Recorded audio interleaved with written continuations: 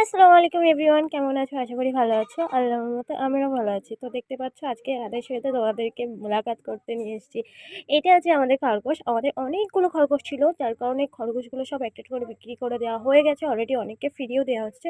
আর এত চালাক তোমাদেরকে বলে বোঝাতে পারবো না, প্রচুর চালাক ওরা।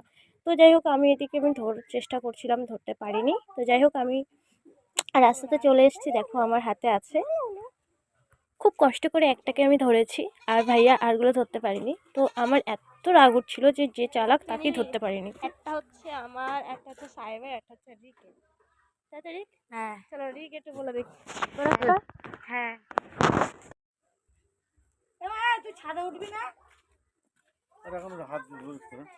আমি বলে দিতে হাতে না তো আল্লাহ হবে না শুনে ফেলেন। খরগোশ ওর গায়ে আর কি হিসি করে দিয়েছে। পাপা ওকে বোঝাচ্ছে যে ড্রেসটা খুলে নি। আর আমার ভাইয়া ঠিকভাবে কথা বলতে পারে না। তো যাই হোক, আমার ভাইয়া আমার কাছে যান। তো দেখো, আর আমি এদিকে নিয়ে ওকে আদর করছি। এখন ওকে ওর মায়ের কাছে আবার ফিরিয়ে দেবো। তো চলো, কেমন লেগেছে অবশ্যই জানিও। টাটা।